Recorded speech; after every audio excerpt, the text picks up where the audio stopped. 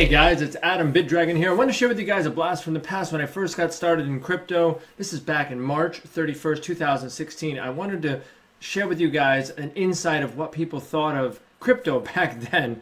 I was sharing to a sparse audience in regards to trying to educate them on the future, where things were going in regards to crypto and also VR, and I was right on both accounts, but they didn't know any better at that time, and obviously hindsight's always 20/20. I did dub over some information on this old presentation from the South Florida Business Expo that I spoke in regards to cryptocurrency. So I hope you guys enjoy it, and I think that you'll find a lot of information is absolutely some shocking. Information that you may never have heard about before. You really have no idea what I'm actually going to share with you, because most people, when they think of cryptocurrency and they think of Bitcoin and they think of blockchain, I think I'm talking with like another language. Raise your hand if you ever heard of Bitcoin. Raise your hand if you heard of Bitcoin. Right? Like maybe a couple people in the room. I'm here to take you guys way back. I'm here to let you guys understand. Raise your hand if this looks familiar in your lifetime. You guys remember this?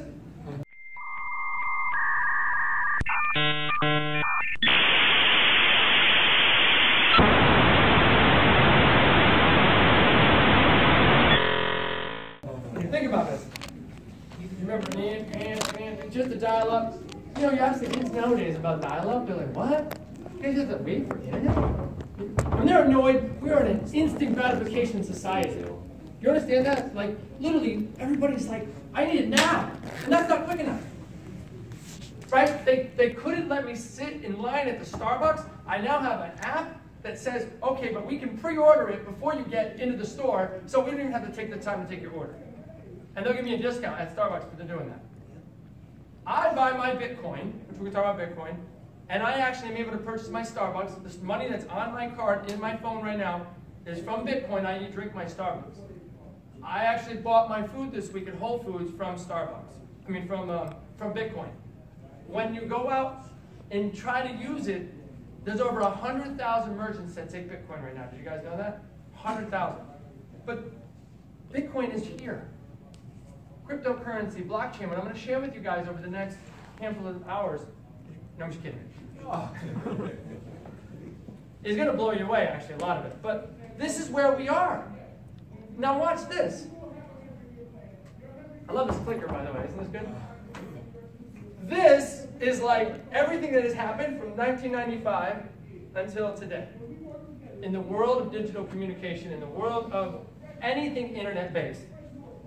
You guys, if you look close enough, you'll recognize a lot of Napster, Plaxo. Then as you go through, the ecosystem has changed. Then Google, eBay, Dropbox, YouTube, Facebook, Google, Foursquare, TiVo, and it just goes on and on. But now look where we're going to. Blockchain, Ethereum, Bitcoin is back here. It was way back in 2009. See Bitcoin? Blockchain, Ethereum, which is another cryptocurrency you guys haven't heard about, you're about to, and VR. Okay, so what's the future? The future is actually virtual reality.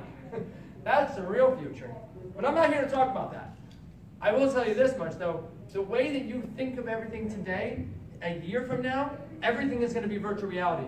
I watched the Wall Street Journal virtual reality just the other day on my headset, and I was literally like watching the reporters. They were right there. They were behind me. I was watching. I was at the steps in Brussels. I mean, it's unbelievable where technology is going. So you're going to remember it. Everything goes through a third-party clearinghouse. Over 7 times people are taking a piece of a fee or touching your money when they go through this system.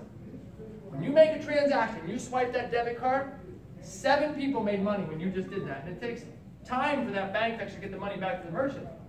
You get your object, you buy your service.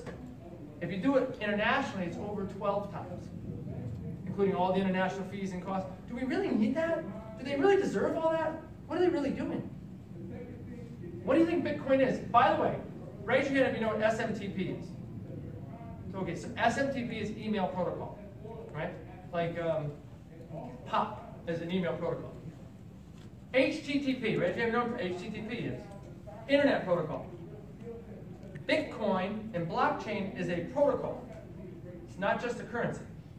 So I'm going to change your paradigm in how you think about this.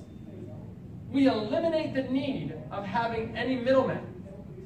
So when you do a transaction, you do anything point to point, you're literally like a notary on both sides.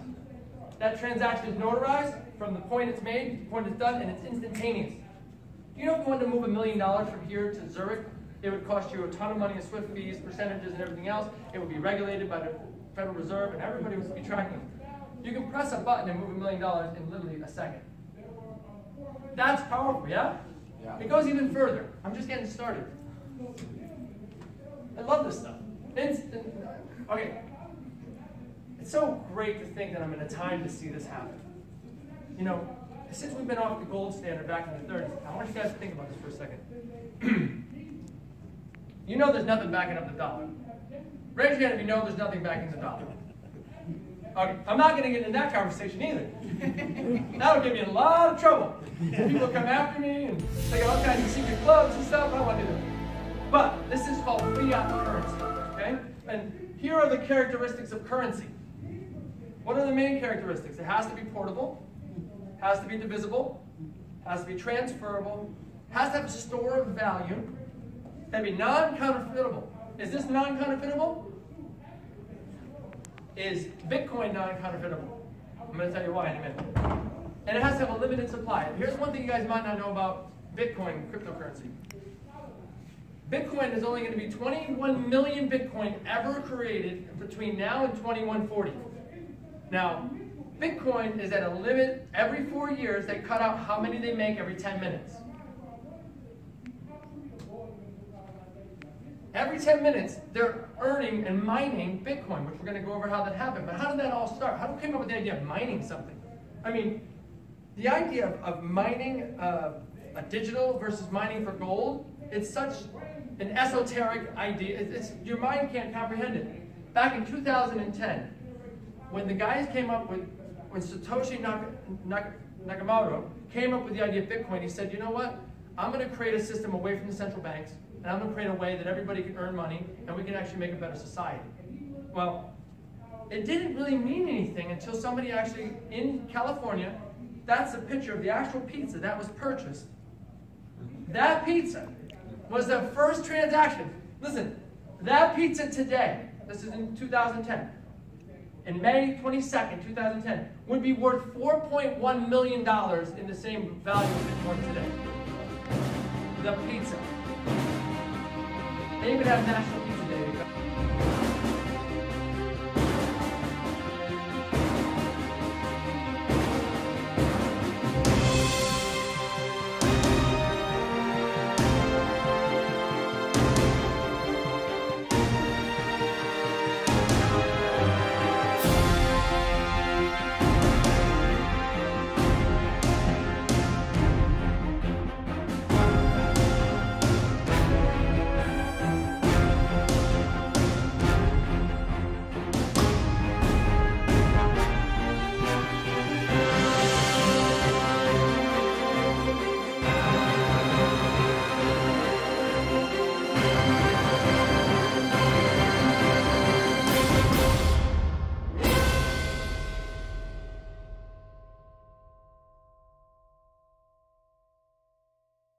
Put it out on the internet, and I've seen all the pictures of the correspondence, and he said, I want to put 10,000 Bitcoin out, 10,000 BTC, 10,000 Bitcoin. I want to put 10,000 Bitcoin out if somebody will buy me a pizza from this pizza shop. Some guy in London says, I could use 10,000 Bitcoin, I'll buy the guy a pizza. He literally shows up at the door with the pizza. And it was the first time digital currency ever had an intrinsic value. Now, does that make sense?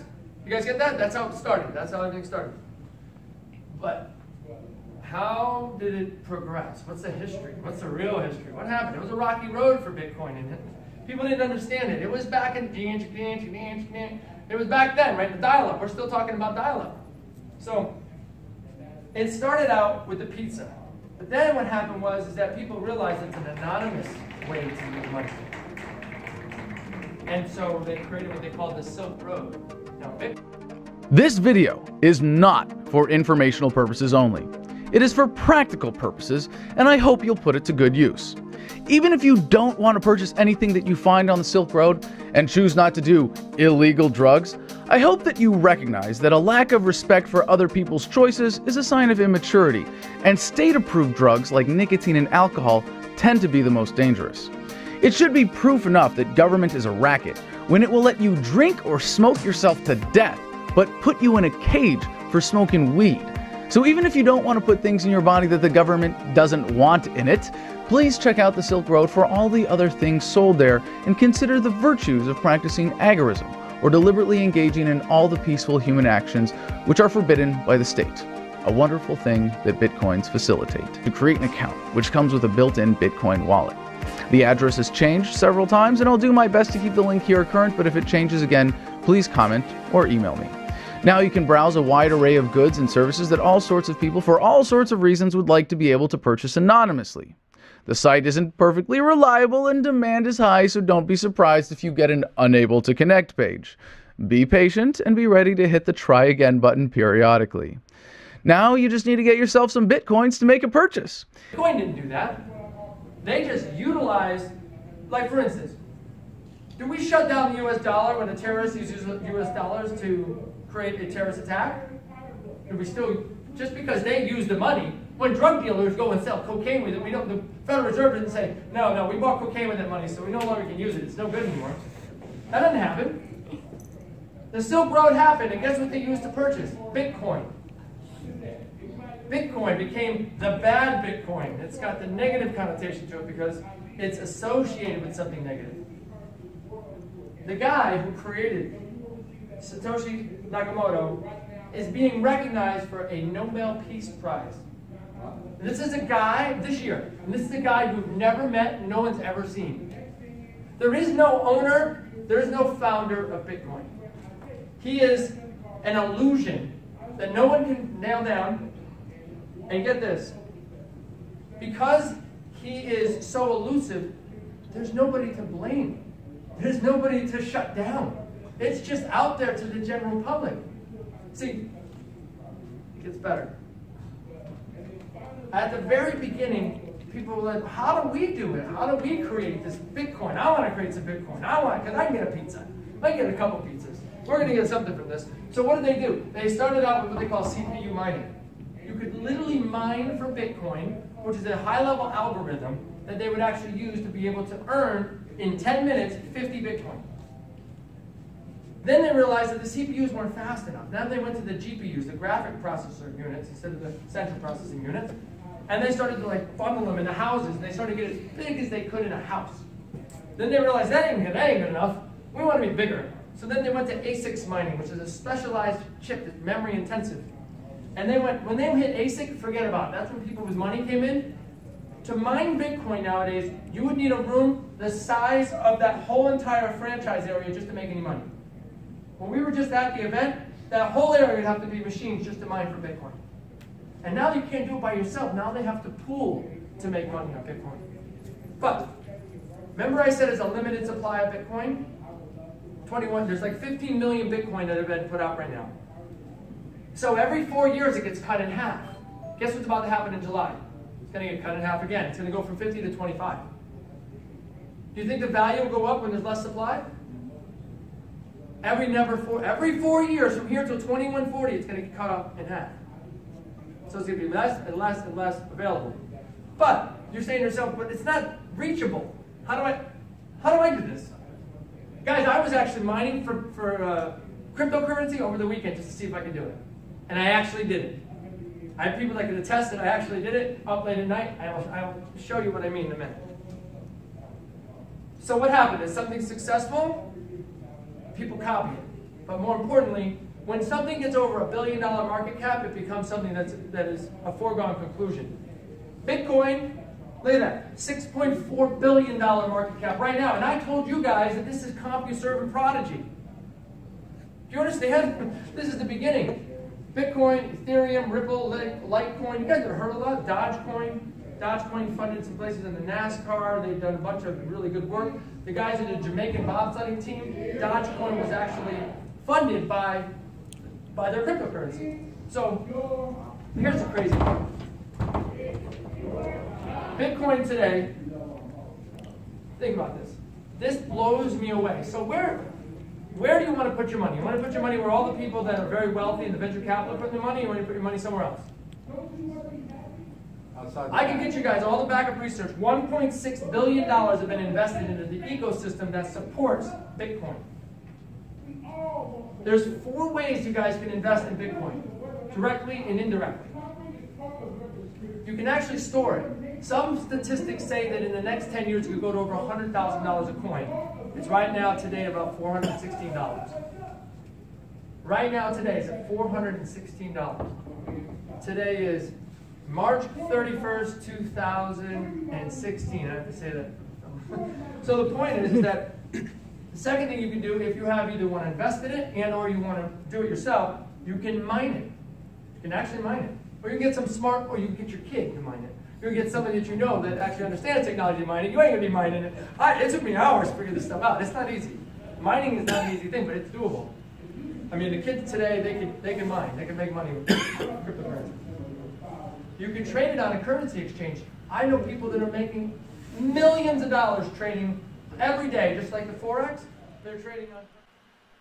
Hey, I hope you guys enjoyed that presentation. It was really difficult because of the shaky camera at the time. There was no professional video getting done. Somebody used their cell phone to try to record it. And at the end of the day, guys, I just wanted to show you a comparison on where things were in people's mindset back then to where it is now. In the future, we're going to be hitting trillions of dollar market cap, not billions of dollars, but the Bitcoin by itself could hit $1 trillion market cap. At the end of the day, you guys are in the right place at the right time. I appreciate you waiting to the end of this.